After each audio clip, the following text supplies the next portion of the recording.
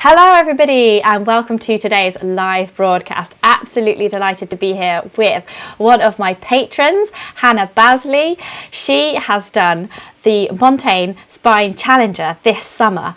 Absolutely incredible feat. She's got 2 kids and we don't know how she fits it in, and even more importantly we want to know how she was smiling in every single one of those pictures that she sent me. So welcome Hannah, how are you doing? Yeah, good, thanks. Yeah. Awesome. Don't get interrupted by a child from downstairs. But, how have you bribed the child this time? There may be a potential visit to a KFC afterwards. Oh, lovely. For the hardcore stuff. Oh yeah, gone hardcore. I very much approve. So just explain to anybody who's not heard of the Spine Race and the Spine Challenger. Explain which one you were doing and and a little bit about the course, like start and finish and the distances. Yeah, so I think the Spine Race started as being just a winter event. Yeah. And it's essentially the length of the Pennine Way from Edale to Kirkgetholm on the Scottish border. So it's quite a challenging route. There's quite a few hills. There's none of the big known peaks in the UK, but there's some big hills and national parks. So yeah, the full distance is 268. They also have a Challenger, which is, well, it seems to vary. The winter one is 108 and the summer one is a little bit more because it finishes a little bit further north. Yeah. And so, yeah, then I think after they started the winter one, they introduced a summer one as well. They also have like sprint distance, which is I think about 46 miles. Oh, so they have a sprint now, do they? Yeah, and they've got the they've introduced the Challenger North as well, which is like the other part that I haven't done that makes up the full race. Yes. So, is it called the Spine Challenger or the Spine Challenge? The Spine Challenger. Challenger. Yeah. Okay. Yeah, and it's also referred to as the fun run, isn't it? Yeah, kind of. And well, from the picture on the thumbnail, it looks like you're having a great deal of fun. Just explain, first of all, could you just tell me why you decided to sign up for it? I don't know. I remember actually first seeing people sharing stuff the year that I'm blank now. A few years ago. Yeah, it was a few years ago, and yeah, it just looked amazing. I was watching the daily updates, and I just thought this is incredible. This is something I'd love to do one day. Really? Admittedly, it was the winter one, and it's just like I'm not convinced about. I've got a feeling that one day I might enter the winter one. I might end up moving along that trajectory. Wow. But yeah, I looked at it and I thought that's amazing and I really want to work towards doing it. Wow. Yeah, it's Jasmine Paris did it. Yes. So, amazing. So that was amazing, and as a mum as well, watching her doing that and expressing checkpoints and still beating the boys. Yeah, that was amazing, wasn't it, that she did that? That was a couple of years ago now, wasn't it? When she, I think she just had one at the time. The more I looked into it, and the more I looked into it, the more I thought, you know what, I reckon it's something that I feel I can achieve long term. So yeah. And so we did cover your training in the first video that we did about this. I'll link to this in the film description below and in the podcast show notes. We interviewed Hannah before the race just to see how her training had gone. But just in a bit of a nutshell, how did you train for this? Because 100 miles, you can't really go out and run 100 miles every weekend to train for that, can you? No, it was fitting it in when I could. Like, yeah, I was mainly aiming at time on feet, so like days out training. I did a recce on part of the route with someone I've met at a previous event that was also doing the race, a lady called Lizzie. It was great. So we did a recce from sort of Cowling area up to we sort of finished between Montane Spine and Pen Ghent, and that was really useful because actually we did it kind of through the night, including a little bivvy at Montane, which was freezing. There's a cold wind blowing across the tarn, but yeah, it was really useful because it included going across the limestone pavement above Malham Cove. Oh yeah, that's tricky, isn't it? And slippery. Yeah. So I'd seen mentioned about if you don't go across there, if you kind of carry on going and then you go across the back, so it's less treacherous. Yeah. So we did that section in the dark, and that was useful, knowing that we'd done it before. Yes. Do it again. Yeah. So you kind of vaguely knew where to go. How's your navigation? Did you have to train for the navigation at all, or are you pretty good at that? It wasn't too bad. It's fairly easy to sort of navigate most of it, to be honest. I used a mixture of having the OS app on my phone, but also I got myself a GPS device beforehand, because I didn't, if it was raining or what have you, the phone might be a bit difficult. Yeah. And also battery capacity. So yeah, I've got like a Garmin GPS device, really handy, and it shows where you are. Yeah. There were a couple of times towards the end where navigation's challenging just because you haven't got the mental capacity any longer to figure out. I remember I stood at a gate thinking, I'm pretty certain I go this way, but what if it's that way, where there wasn't even a distinguishable path? I was standing there looking at my GPS device, wondering what to do, and I couldn't stand any longer, so I sat down looking at it instead. And you're like, is it this way? Is it that way? Because sometimes when you stop and then you kind of forget where you've been moving from, it's unclear as to like which way that is pointing, isn't it? It must be really hard when you're sleep deprived. Yeah, exactly. Yeah. So you did the recce, and then how many? So you're with your two girls, you're able to juggle it with your husband so that you can spend a whole day of the weekend. You kind of swap days on the weekend, or are you able to do both days on the weekend? It was mainly one day, just because, like, a combination of mum guilt, but also my husband does work some weekends as well. So actually, it's only 2 out of 4 weekends I had an availability to get out for a whole day. Yeah. The other ones were very limited. So, it's not as much training as I'd have liked to have done. Yeah. Just because of the time involved. Yeah. So I've got things I know I can improve on for my next event. So yeah. And sneaking in extra bits here and there. Yeah, I'll just make a note of that because I'm going to ask you about those improvements later on. But first of all, what was your favourite part of the entire race experience? I think it's the people. I find it was amazing. It's the people doing the race; they're brilliant, and the people involved, like helping at the race, at the checkpoints, and at the safety teams that are out on the course. Everyone was just so lovely, and everyone was kind of in it together, and they just want you to get to the finish. And also the officially unofficial checkpoint as well. There's an extra like little mini Craven Tri-Club checkpoint as well. So then they kind of do it off their own backs. Aww. And they treat you like royalty in Aww. a tent, like help.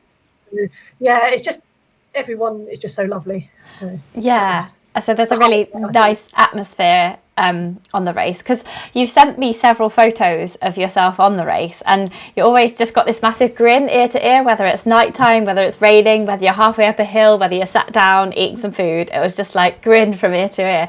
Did you feel like that the whole way, or were there any sort of hard points where you really had to wrestle with the why and and the hurt? Oh, I definitely didn't feel like that the whole way. Yeah, I mean, I struggled. There was one point where I started to struggle. It was on a diversion on a road heading towards Gargrave. I mean, you start to struggle. Like, I start to feel a bit weary-legged even at Black Hill, which was early on. But I think that's just normal, and you just work through it. It's ultra through, isn't it? How far is that one then at Black Hill? Oh, that's not far. It's less than 30 miles, but you've had some of the hardest section. You've had Kinder, Bleaklow, Laddo Rock, and then you climb like ascent up to Black Hill. So yeah, it felt better. Once I'd got that out of the way, it felt a bit easier. And And as I say, further on from Gargrave, I started to feel a bit weary. I'd managed to somehow lose my spare cash and my bank card and my driver's license out of my little pocket that I'd left unzipped. But another competitor ran up behind us and said, "Oh, is one of you Hannah?" And I was like, "Oh, you hero!"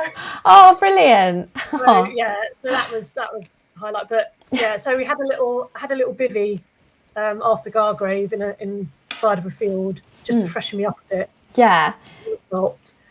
And yeah, the theme in over the last day was particularly hard, and just even it's amazing how sleeping for even like a couple of minutes gives you enough of a boost to carry on a bit further. Really? So how long did it take you in total then, in hours?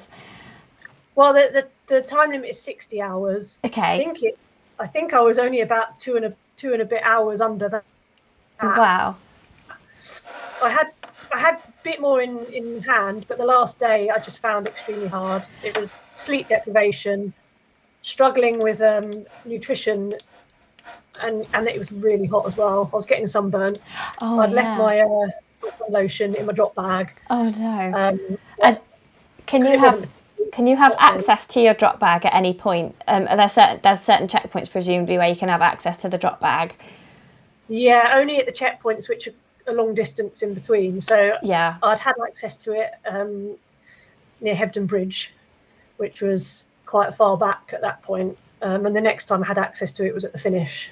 Okay. So you only get one chance to get the sun cream and things. Oh, that's really difficult. And so 60 hours, I've just done some arithmetic, and that's around 2.5 days. So how much sleep did you get then over the entire course? You've just mentioned one bivvy. Is that the only opportunity? Is that the only sleep that you took in those 2.5 days?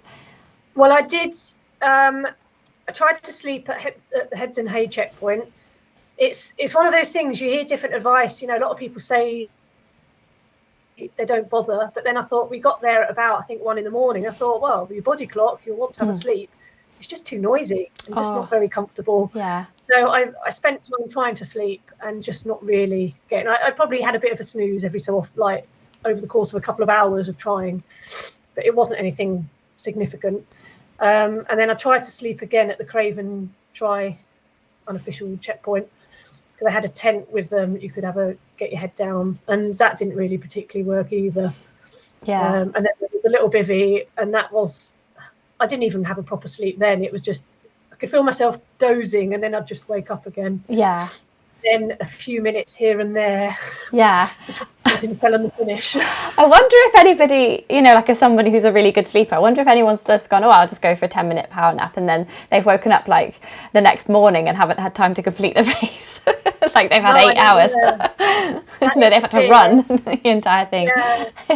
Well, yeah, I mean, towards the end I wasn't setting an alarm because I was just lying uncomfortably on the side of the trail, letting my head down. But there was one bit before the climb up Pen y Ghent where I did set an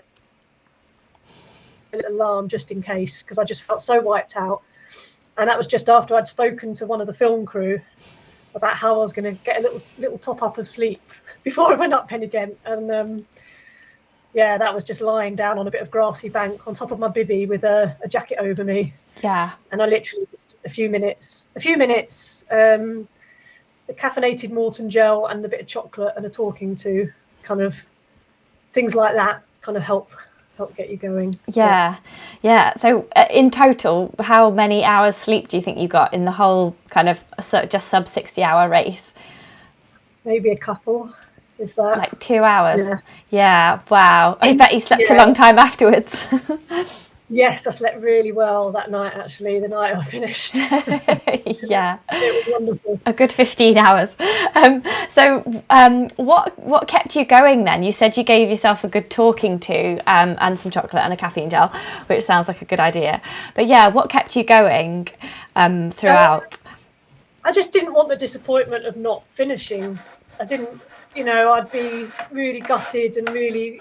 I'd feel really bad about myself if I didn't finish, so I didn't want that. I had my family that had been supporting me while I was training, so I wanted them to be proud. I wanted the kids to be proud. I've been on and spoken to you about doing the race, so I didn't want to then like not succeed. That makes sense. It's just like, yeah, and like, you know, people I know that are like, oh yeah, you know, you'll do it, you'll get to the finish, you've got a real strong, you've got a lot of resilience and stuff. And so yeah, it was things like that really. Yeah, just a combination of everything, like expectation that, oh yeah, you'll do it, Hannah. And I was like, well, I've got to then. Yeah. So, yeah. And you mentioned your daughters there. How do you mind sharing their ages? Yeah, one's 11 and sorry, his and this one's 9. Yeah. Sorry, we've been oh, I haven't got that. Oh, here we go. I'll put it all on. Oh, there's a guinea pig. Yes. Lovely. Oh, hello, guinea pig. She's ugly. She's off, yeah. That's my 9-year-old. Oh, hello. 2 days a week. I think she's just yeah. And did you say that one of your children has SEN as well, special educational needs? Is it quite challenging with that, doing this kind of thing? Yeah, definitely. What would you say? Time. Yeah. Mm-hmm. She wasn't in school while I was doing all the training. She's now in school 2 days a week at the moment. So, but yeah, just juggling everything. It's not like previously I'd have days off in a week and I could actually fit in training during those school hours. Yeah. But yeah, not anymore. Yeah, now that you can't. Yeah, it must be really challenging. But then do you find that having a goal like that, like a big scary goal like that, really anytime you have got, you go, right, I'm definitely going to do this now? Oh yeah, it's kind of my sanity really. I think if I didn't have something else that I can focus on and spend my time obsessing over, because I think with these big races you do end up really so focused and so obsessed about them and think about them all the time, and I think it's my escape to go into that space, as it were. It's like it's hard work but in a different way, in like a physical way, but completely different mental way. And I was interested to know, because you know how you said you were tired even just before 30 miles because it's really difficult, like up hills and down hills on the first part. I'm just interested to know how much of a long race like this, 114 miles, how much of it is actually running for you? Not much, to be honest. I ran across the start line just for the fun of it. We were like, we're going to run across. I did quite a lot of it with this Lizzie that I did the recce with. Yeah. So yeah, we ran across the start line and then we just settled into like a reasonably fast-paced hike. Yeah. We did run some sections along there's some sort of slabs between the bottom of Kinder Scouts. It's along Featherbed Moss between Kinder and Snake Pass. Yeah. So we ran along there. I'm trying to think. Oh yeah. I ran along some reservoirs before Stoodley Pike and I ran across the finish line. Yeah. So would you say 20% running, 80% walking? Well, speed hiking, presumably. I'd say probably only about 5%. Okay. Yeah. Running, if that. Probably less than that. Yeah. It's mainly, for me, it's mainly hiking. I think even the people that are at the pointy end do quite a bit of hiking because you need to. But yeah, for me it was almost all hiking, and you can hike it all. It's a different challenge, isn't it? For people at the top end, they don't have the sleep deprivation in something like the Challenger. They've got other challenges of like managing their nutrition and keeping, and their legs and stuff at those speeds. But I think for me at the other end, it's the sleep deprivation is the biggest issue, I think, because that affects everything. It affects your nutrition because you've not got that mental capacity to be like, I've got to keep eating, so it all ends up starting to fall apart at the end. Well, that's what it was like for me. Okay. So I was going to come to that as well, about packing and eating, but seeing as you mentioned eating, let's cover that first. What did you take with you to eat, and what worked and what didn't? I took a mixture of, so I took some Tailwind, some gels. On the first day I had some rounds of sandwiches as well, because I quite like peanut butter and jam sandwiches for a day out. And I had some cheese sandwiches. And it's get food in at other places. So I had energy bars like flapjack type things as well. Mm-hmm. And yeah, you get food at certain places. So there was Nikki's food van Yum. near the M62 crossing, which was amazing. I had a halloumi roll, and it was literally at that point the best thing I'd ever eaten in my life. Was it hot as well? Like, oh no, it was Yeah. summer, wasn't it? So you don't necessarily need a load of hot stuff. No, but it wasn't. It was starting to cool down because it was the evening when I arrived there. Yeah. And the light was starting to fade. So yeah, it's great. There was a proper toilet. There was somewhere to sit down, and you could like change your layers before you went back out. Oh. With the the night coming, and there was other people there, so everyone was chatting away. So that was brilliant. And then there was the obviously you've got the checkpoint. You get a full meal, and Brilliant. you've got more food in your drop bag. Yeah. And then you've got the Craven Tri Club place where I discovered the joys of tinned peaches. Oh, lovely. They yeah. were amazing. Yeah. They were really nice, and they had all sorts. They just kept offering different food, and had bacon roll as well. Lovely. And then you had the co-op at Gargrave, which sadly there wasn't as much choice as I'd hoped, because I think all the quicker people had like cleared out most of the sandwich selection. Yeah, so there wasn't much there, but I did have some extra stuff there.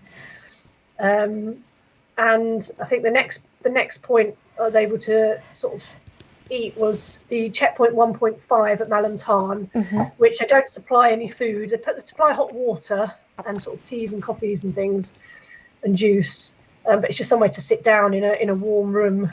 Yeah.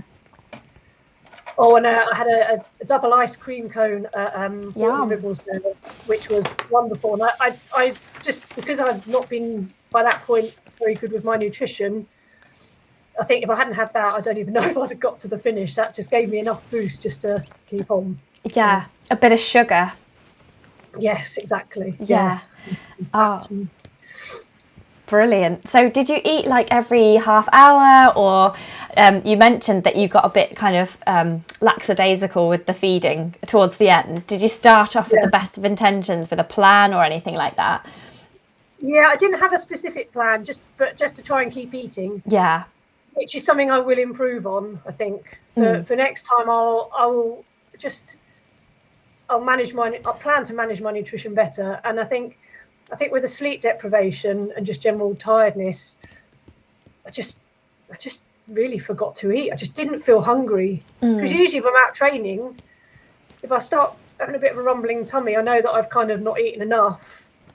Whereas I didn't even have the rumbling tummy. It didn't trigger me to eat. And so I just didn't really eat much. And then you're like, oh, but it's only 15 miles to the finish. But then you're like, 15 miles at the pace I was going by then is a long time. Yeah. Yeah. It's 4 hours in the heat of the day as well. Yeah. So yeah, your brain just doesn't function enough. So I've got to, that's something to work on. Yeah. Including in training as well, just literally keep eating, like say every half an hour. Yeah. Something like little things, little portions of things. I think you can also, on those Garmin watches, I think you can set a little timer, like to beep at you every half hour to say eat, and like it flash up a eat thing. Yeah, so I need to do something just to help me with that, because I know that was a big challenge in the last day. Yeah. It does sound like a challenge as well, and also I'm really interested in what you packed as well. So there must be quite a big mandatory kit list for going such a long way and such a remote distance between checkpoints. Was there anything that was like particularly essential that you couldn't have lived without? What was in your bag? Yeah, I mean, we were lucky with the weather. The weather was amazing, so we didn't have anything that was too, I think if it had been raining, it'd been a different matter. We had one little spell of rain. My waterproof went on a couple of times, once because it was raining and another time just because we left Montane checkpoint 1.5 in the middle of the night, and the temperature had really dropped. It was a clear night. And you come out of a hot room, warm room, into the outdoors. So yeah, I'm glad I had a fairly robust waterproof, because that gave me an extra bit of warmth. Like the kit list there's lots of things I didn't use. I did use my bivy bag. I didn't take any airbed or anything with me because I kind of figured I'd just lay down and sleep, which I did, and it would have been a bit of a faff to get that sorted. Yeah. Foot wise, I'm glad I looked after my feet. Yeah. How did you do that then? Well, I'd seen lots of information about making sure your feet were nice and soft and supple beforehand. So I bought these foot things, like literally where you end up was like grating the hard skin off your feet and then using moisturiser overnight in the week leading up to it. Oh, brilliant. So my feet were nice and soft. Yeah, because I didn't know that, because do you remember I had Nikki from the Dragon's Back medic team, and the Cape Wrath Ultra medic team. She came on, didn't she? And she told us all about blisters. I'll put a link to it in the film description and the podcast show notes below. And she did a chat with us about how to repair various different types of blisters and lesions and chafing. And she said that it's really important to keep your feet soft and supple. Whereas before, I'm sure we'd always been told, like when I was at school and stuff like that you should like let them harden up. And, you know, calluses were almost a good thing, but actually they're not, are they? Because they can all come off all in one go, which is revolting. So you kept them nice and supple. That's good to hear that worked. Yeah. So, and I used the Injinji toe socks. And what shoes did you use? I used the Scott Kinabalu Ultra. I packed another pair of shoes in my kit bag, and I had a bit of a sore little toe. It wasn't a blister. I think it was just a bit of a pressure point. By checkpoint 1. Yeah. So I tried the other shoes and I thought actually they're no better, so I'll stick with the Scots. And it didn't really bother me for the rest of the race.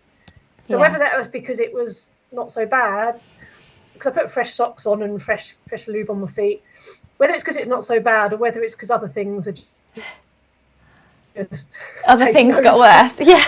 So you don't really think about it. But I did actually lose that toenail a few weeks after the race. Yeah. It didn't turn black or anything. It just lifted off a few weeks after. Oh. But yeah, no blisters or hot spots. But your feet take a pounding. So by the last day, just being on your feet are just sore. Yes. Yeah. It's just the pressure of being on them. Yeah. I don't know what you can really do about that. Yeah. Fly. Hop. So my little micro sleep. Just make sure the weight was off my feet as well, and that just helped. Yeah. Even a few minutes off your feet, and it just made a difference. Yeah, I remember when I've done ultras and stuff in the past, like when I did the Bob Graham round, I remember the duvet even being too much for my feet, like on top of my feet. I was like, no, get it off my feet, it's too much pressure on the feet.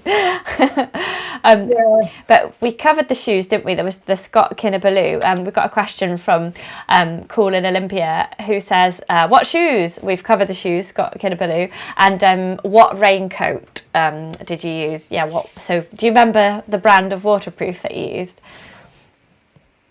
Yeah, so I had a couple with me. So I had one out with me on the first day, which was a Columbia Outdry, which I'd actually bought secondhand off eBay. Oh, cool. A little while before, like if I got it for 25 quid or something. I'd heard really good things. I've heard other people in the spine group mention about how great they are. Because I think Ian Keith runs for Columbia, doesn't he? And he's a previous spine race winner, and he's always there in his Columbia jacket. And I've seen him rave about them as well, and like he'd still use them if he wasn't like a Columbia athlete. That's probably why he is one. He probably wrote to them and said, oh hi, I really like this stuff, can I be an athlete for you? But as I say, it didn't really get tested. I did also have an Kamlika jacket with me as well. But I think I just carried on with the Columbia one in a way through the whole race. So I had a Decathlon, like the trail runner waterproofs, the trail running waterproof trousers. But I don't think I even got those out. I just wore shorts the whole time, even when it's cold overnight. Cause if my upper body's all right, my legs we're okay. Yeah. Okay. That's cool. And did you use poles at all? I didn't. Oh, yes. Yeah. For the whole race. I couldn't have done it without my poles. Okay. Yeah. So what? So those are the Harrier carbon poles. Oh, the Harrier carbon, the Helvellyn ones. Yeah. Yes.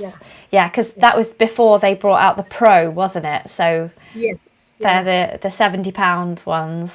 The new ones are a little bit lighter. Are you going to treat yourself? One day I will. I can't really justify buying a new set. I'm all right.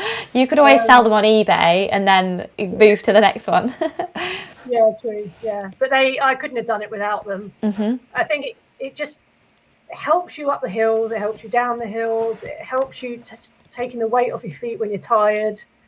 Like even if I was standing there chatting, by the end of it, my feet were really sore. I'd just like lean my weight on the poles rather than on my feet. Yeah, so, because you've got a fair amount. All the time. You've got a fair amount to carry, haven't you? On the thumbnail picture, you can see that your backpack's quite full. So you definitely need the poles. And on the live chat, Severin's watching, another patron. She says, "Hello, these are the poles that I'm going to win next month," because they're in the competition for patrons next month. The new Carbon Pro ones, yeah. Oh, wow. Yeah. I could win those. Yeah. Just on the theme of gear, do you know what the GPS watch is called that you use? Do you know which Garmin that you use? Oh no, well my watch I've got a Coros. Oh, you had a Coros, okay. Yeah, an Apex. Yeah. Yeah, Apex Pro I think. Oh, okay. I didn't use the mapping on there. It's just like a breadcrumb trail. An arrow with a line, isn't it? It's I don't find that very easy to navigate with. Yeah, but the GP is a Garmin handheld device that I used for the mapping. It was a Etrex 20.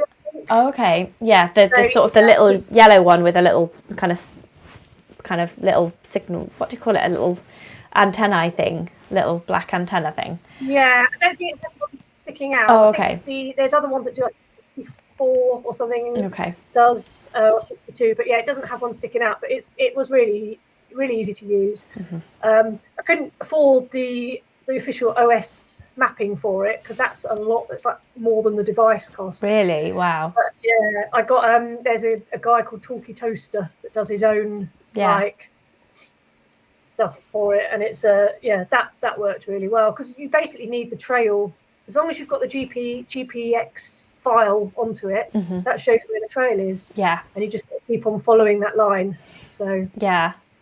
And it gives you information. It's not like an OS app, but it does give you other information as well, like gates and styles and roads. And, okay.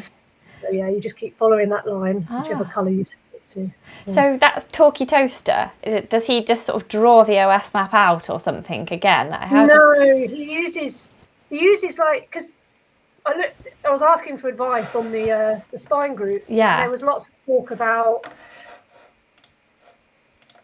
you can actually upload mapping yourself, just by using what's available online. Okay. Which Talkie Toaster kind of amalgamates a lot of that mapping himself, and then sells the product. It's not that expensive. Okay. So yeah, so you just get it saved onto a card, a memory card. Yeah. And then you've got it, and as I say, and then any GPX device file you upload onto it will show. It'll show some map features, can it? Yeah. So it's not like OS map, but it's still mapping. It shows you where you're going, and it.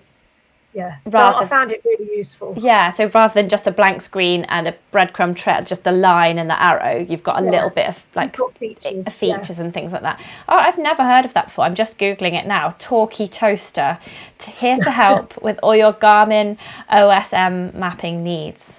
Ah, cool. So yeah, it's just a lot cheaper than OS if you don't need the whole of the world on a map. Then you just get your little bit. That sounds great. So I practiced with it beforehand, obviously, because you don't want a whole new way of looking at the map. Yeah. On race day. So yeah, I was doing sort of recce's with it and training with it on long runs and long walks and stuff. Yeah. So, it was handy because I mean, for the summer it's optional to have a GPS device, but for the winter you have to have a GPS device. Yeah. So. Okay. And Andrea says the second generation E-Trex is great for that distance. She's got the 10, which only has the breadcrumb navigation. So she says that sounds a really, really good shout. And she said also she really likes the Catbell poles, which are the Harrier poles, which weigh quite a lot. I think they weigh 560 grams for the pair, so that is quite a lot. Yeah, they're the aluminium ones, aren't they? Yeah. So super strong, but yeah, a little bit heavier, but only 40 quid. So. Yeah, and I suppose you're less likely to break them. There's always that fear, especially you have to be careful between like the slabs. Yeah. You don't get a pole stuck. Yeah. And end up snapping it, because I'd have been devastated. Yeah. You'd have to go and buy another one or get the Harrier people to just like drone one over to you. Yeah, because I suppose aluminium would bend, wouldn't it? Whereas the carbon poles would just snap. And then you can take some gaffer tape, but it's not really the same after that, is it? Yeah. I mean, if I ever did the full one, maybe a set of poles in your drop bag, a spare set of poles would probably be worth it. Because can you imagine breaking a pole early on? Yeah. Oh. Yeah, it'd be sad. They're one of the biggest things that helped me through the race, I think. So. Yeah. And so then coming towards the end of the race, how were you feeling? Like where there was just 5 miles to go and you kind of knew that you'd got this, did you feel like super happy or were you just really tired? Oh, I was a bit of a wreck. There was a guy, a safety team guy, kind of at the top of Cam High Road, like in his car, and he's like, "Oh, how are you?" And I think this was about 10k to go. And I literally just burst into tears at him. And he actually said, if it's any consolation, there's people that are way ahead of you that pretty much gave me the same response. Oh, yeah. And he was like, "You've got this, you just keep on moving and you'll be fine." But it was really hard. And there was one point when I think I was even approaching Hawes, so it wasn't far to go at all. And my husband sent me a message on WhatsApp saying, "Oh, you're doing great, you're nearly there." And I couldn't be bothered to type, so I phoned him and just cried down the phone. Oh, no. Oh. I literally had, I think, about 2 or 3 miles at this point. Yeah. So I was a bit of a state, really. Were you crying because you were in a lot of pain, or do you think you were crying because you just had no sleep for the last 2 days? I think it was a mixture. I just felt horrendous. Oh, no. I think it was the lack of sleep, the lack of enough water. I had water, I just didn't drink enough. I had food, I just didn't eat enough. So all of those things combined were I was a bit of a wreck. You were depleted. Yeah. Very depleted. I kept weeing and I was like, I don't know how I keep weeing. Something's not right here because I keep weeing and I'm not taking in enough. And it's a blazing good day. The back of my neck and the back of my calves were like red. Yeah. From the sun, it was beating down from behind, and it was it was just horrible. Oh. But yeah, I managed to run across the finish line. Well, hey, it was and everything changes. Then you're like, "Oh my god, I've done it! I'll go around again." Yeah. And, why do I sign up for next year? Well, that wasn't my initial thought, Claire. Yeah, not the initial thought, but we'll come to that question in a minute. We've got a couple more live questions. Coolin Olympia says, how much running did she do versus walking and hiking? So it was 95% walking, at least, yeah. And 5% running. And yes, that's what they want to know. Everyone wants to know how long did it take to finish the race? It was just sub 60, you said. Yeah, it was.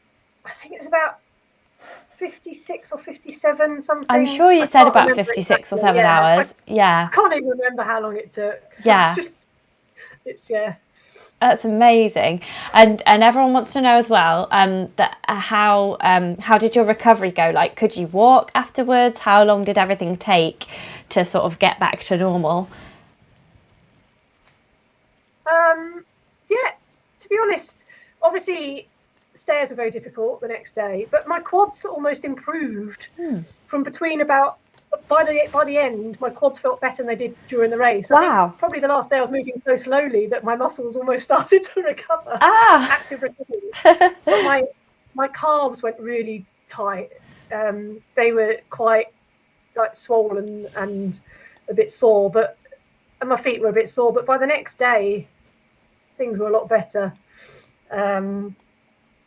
Yeah, I think I'm just trying to think. I think it took me about a couple of weeks, and then I was able to run slowly again. Yeah. I think probably less than that. I think I ran a bit too quickly, to be fair. But it felt all right, and then it's just a case of just taking it easy and just giving my body time to recover. Yeah, just ease back into it. And did you treat yourself to any kind of special meal afterwards? Did you take great care of your nutrition, or did you just like get beer and pizza and just be done with it? Yeah, I can't even remember what I ate. I think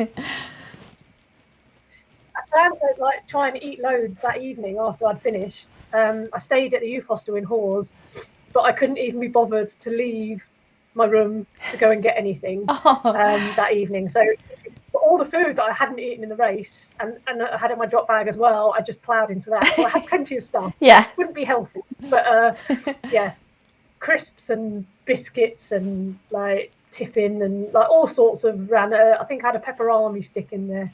Yeah. And then the next day, I had an amazing breakfast there because it's a YHA, but it's almost like semi-independent. Okay. So it's not a YHA breakfast. It's they do their own one, and it was amazing. Oh, yeah. Brilliant! Yeah, that's just the kind of thing you need. A nice, hot, big, filling breakfast to just send you on your way. And then, did you have to drive home then, or did someone pick you up? No. Well, I planned to get the train. Yeah. I planned to, because there's like a little mini bus service, and I planned to get that to train station. I think I was going to go to Gargrave and then get the train home and then just get picked up from the local train station. But there's a train strike. So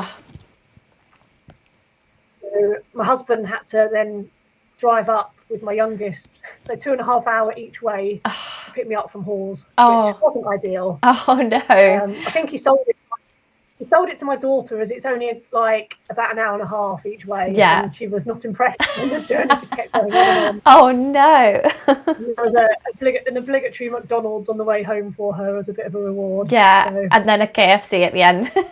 Yeah. I see how it goes. Very food oriented. Oh, we've got some. Everybody thinks you're amazing. We've got some really lovely comments coming in. Severin says you are a legend. Well done, so impressed. Cool in Olympia says, wow, great job, very inspiring, unbelievable. I guess I could try something amazing too. So you're inspiring a lot of people here today. And then Cool in Olympia wants to know, did you use a water filter in the race, and if so, which one? I had one, but I just had it buried in my pack. I didn't need it. They did have some water stops, which they were at pains to say they may not be there because they may be out dealing with people that need help and support. Is it Catadin B3 or something? I can't remember how to pronounce it. Yeah, I used it once a few years ago, but yeah, I didn't need it. I never ran particularly low on water, to be fair. Yeah. As I say, you've got the first day, you've got stops at some of the roads where you can just literally just fill up your water. I think they're allowed 500 mils, and then you've got other places like Gargrave and Checkpoint 1.5 where you can get water. So yeah. To be honest, there wouldn't have been many places to get water, especially in the first part, because it was quite dry. Yeah. So it was very dry underfoot. So there wasn't many opportunities anyway. So that you had to carry a minimum. I think you had to have a minimum capacity to carry 3 litres. Okay. You didn't have to carry 3 litres, but you had to have a minimum. So I set off with 2.5 litres. Yeah. I could have got away with less. But then you don't know if like the mountain rescue teams roads would be off and then you'd be in trouble. So I didn't want to take that time. Yeah, it's horrible being without water, isn't it? Yeah. Well, it's amazing what you did. And you mentioned that you have some improvements. So does that mean that you're entered for next year? I've not entered the spine race, no. So yeah, because during the race, I sent my husband a text saying, "Never let me enter anything like this ever again." Oh no, has he printed that out and framed it and put it in the kitchen? Not quite, and also at the finish, when I saw Lizzie, who I'd done some of it with, and I'd left her to go ahead at Fountains Fell, I said to her, "I don't think I ever do want to do the full spine race." Yeah. But actually, yeah. Did you just say full spine race? Yeah, I will. I think I'm going to enter one day. Not yet. Wow. But I do want to enter the summer one day. Yeah, yeah. Not the winter one? Would you do the winter challenger as a step up? No, I'd probably the summer, I'd say. Yeah. Maybe in the next few years I want to do the full summer one. Yeah. And yeah, my initial thought when I finished the race was like, I know I wanted to do the full one day, but no. Yeah. But I think the general consensus, I think a lot of people are broken by the time they get to checkpoint 2. Yeah. And just having a proper meal and a sleep, and they go again. In fact, I heard an interview with Sabrina Pace-Humphreys that she gave after the race to someone on a podcast, and it really resonated with me how she felt by the time she got to hard draw, and she was able to just then keep going. Yeah. So I even messaged her and said that's really given me the incentive. I feel that I've got a chance of doing it. Based on that she managed to pull it back round. Yeah. And then I think the checkpoints are, I mean, they're still about every 40 odd miles, but you've not got such a big gap between checkpoints as you have between Hebden Bridge and hard draw. So yeah. So once you get there, you've like broken the back of it, and then you could continue. So yeah. So will you be doing the Challenger? No. Well, I haven't entered it yet because I don't know which version. But I was going to do the Challenger North because that's new for next summer. Cool. It's already done in the winter. What's the Challenger North then? Is it the opposite direction? No, it's from hard draw to Kirkyetholm. Oh, so okay. So there's the first one is Edale to hard draw, and then you've got hard draw to. Oh, so you can recce the spine race. Yeah. Yes. Yeah. Okay. But I'm going to do an ultra on the Pennine Bridleway. Okay. So it's organised by Stu Westfield, who used to be in the safety team at the Spine. I've heard the name. Yeah. Yeah, and he lives in the Peak District or virtually the Peak District. So he organises trail races, and it just looks really fun. It's similar in terms of the support and the distances between checkpoints and things like that. It's a smaller race, and it just looks really nice. Is it 100 miles again? It's a bit longer. Oh, okay. So you're stepping up a little bit. Yeah, I'm probably going to do the longer one. Yeah. Because I've had it in my head I'm going to do that, which it's 270 kilometres, which is about 168 miles. Oh, the perfect step up, isn't it? Depending on how my training goes. Yeah. Yeah. Depending how my training goes, they've also got a shorter distance. Yeah. Which is about half that. So I think it's about 85 miles. Yeah. But it's similar type of pace to the Spine. Yeah. You know, a little bit of running, mainly fast hiking. The checkpoints, most of the checkpoints you can have a sleep, apart from the first one where you can't. So it's a very similar kind of ethos. Cool. But it'll be nice because it'll be a smaller kind of setup. And as I say, I've done a couple of their races before. I've helped on one of the races as well as a tail runner kind of thing, and it was so I'm looking forward to that. It'd be nice to support a smaller race organisation, and I've heard good things from the people that did the first one last year or this year. So and when is that one then? Is it the same kind of time? It's April, so it's a bit earlier. April. So weather might be more changeable. Yeah.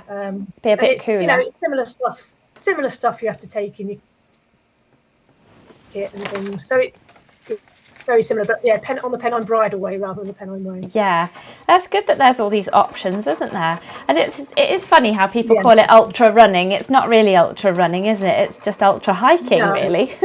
It is, yeah. Which makes it definitely. sound a lot easier. But actually, once I trained for the Cape Wrath Ultra, and I did a lot of running, and then I got to the Cape Wrath Ultra, and all I was doing was hiking with poles, and I was like, I haven't trained for this at all. Like, this feels really weird. So, I think you'll have to do a lot of hiking in your training, won't you? Yeah, definitely. Yeah. So it is literally just going to be just getting time on feet as much as I can. We've got a dog as well, so that'll get me out more. Yeah. Since, we've got a dog in the summer, so Fantastic. and also just any opportunity I can. Hello. We've got a guest again. Yeah. She probably wants mummy back. But we just wanted to ask you what your top improvements would be for next time. Managing my nutrition better. Oh yeah. I used to be PSC, that's all. I know you do. Managing my nutrition better. Probably managing my sleep better in a way. I wouldn't again, if I did it again when I do the full one, I won't try and sleep at Hebden Hay. It's just too noisy, not comfortable. Yeah, And sleep out on the trail. Yeah, because actually it's amazing how restorative those little micro bivvies are, those little rests. It just gives you enough just to power through for a little bit longer. And then obviously the checkpoints further up, I think you're more likely to sleep, because by that point you're just so exhausted that your body will just go to sleep. That's hopefully how it will be. Yeah. There's so much to manage, which is kind of why it's kind of all consuming when you're training, because it isn't just about the training. It's the kit and it's the nutrition. It's just, there's so much to think about and so many variables. Yeah. And it seems like you've mentioned the Facebook group quite a bit. It seems like there's tons of really useful information from the community of runners that have either already run it or are training for it. That sounded like it was really important in getting you through this one. Oh yeah, it's great to. There's people there that have done numerous spine races, and people that have helped at the checkpoints as well. Yeah. So there's so much knowledge and information and reassurance as well. You know, when you say you're struggling to fit in time training, there's loads of people out there that are similar, and you don't need to be doing ridiculous amount of miles per week. It's time on feet when you can. And the determination in here not to stop, because it's gonna hurt, isn't it? It's gonna hurt at some point. It's gonna hurt. You know it's gonna hurt. You're not sure quite how badly it's gonna hurt or what, you know, because you've not done it before. You can't train, like I said, you can't train for that part of it. You just have to be prepared, and then it's only when you first have that hit you that you start to develop coping strategies, really. So I mean, like I said, if I can do it, anyone can, to be honest. It's it is up here. It is really inspiring, especially, you know, you're like so many of us. You've got you've got a job, you've got kids, you've got like everything that comes with modern day life, and you're still getting out there and still planning to do all these amazing things. It's really, really inspiring. It makes me think, oh, maybe I could do the Spine Challenger one day. It would be fun. It's quite a hard 100-miler to start with. Might start with a Centurion running one first. I'd do it that way. But yeah, 100 miles would be good. So just finally, before we let you go and be mum again, how... like if you've got like one thing that you could say to give somebody advice who was thinking, I'd love to, but I could never do that, what would you say to them?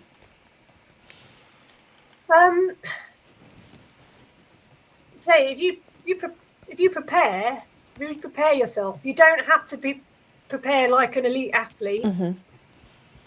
You've just got to know that it's going to be tough, but if you get a reasonable amount of training and prepare mentally for it, then you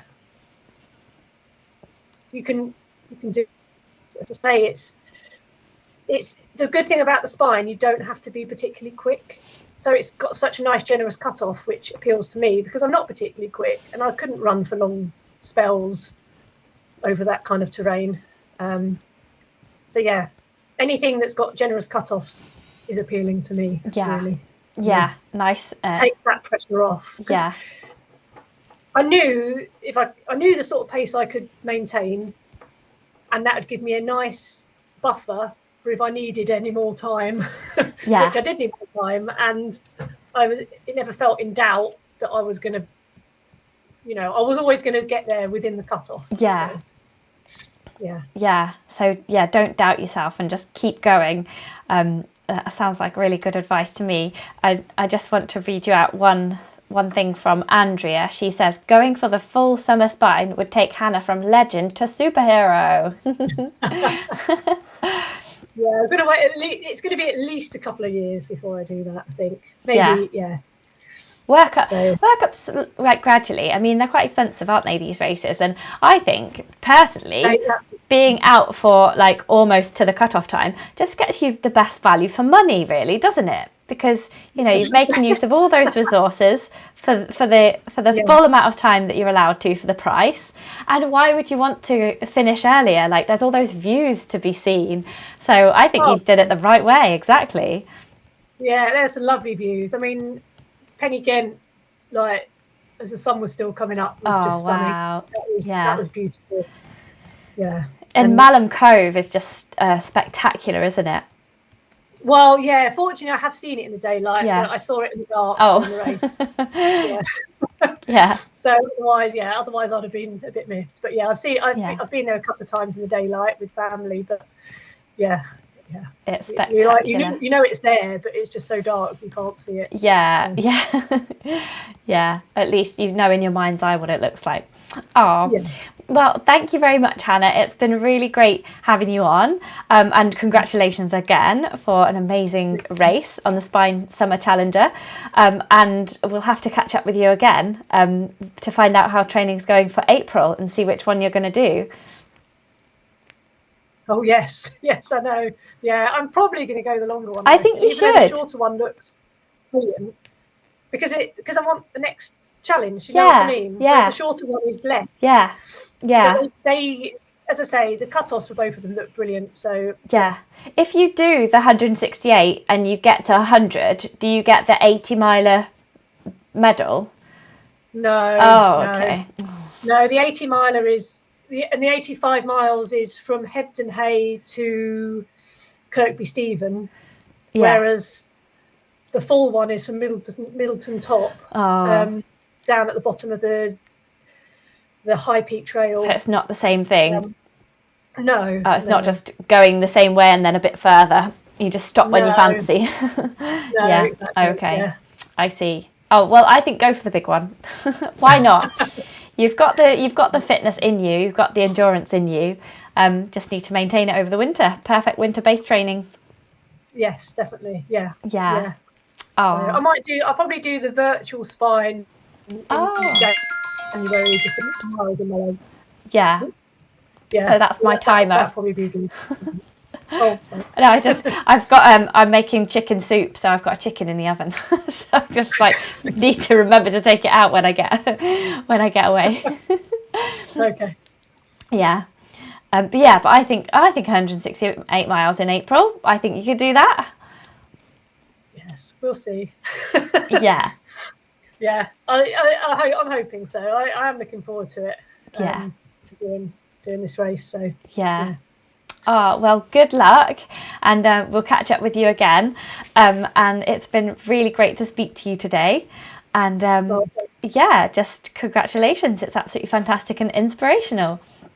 Oh, thanks, Claire. Cool. Well, say bye, everyone, now. We'll still be on Skype, but I'll say bye to everyone now. Bye, everyone. Thank you for watching. Everyone's really inspired. Oh, brilliant. Thanks.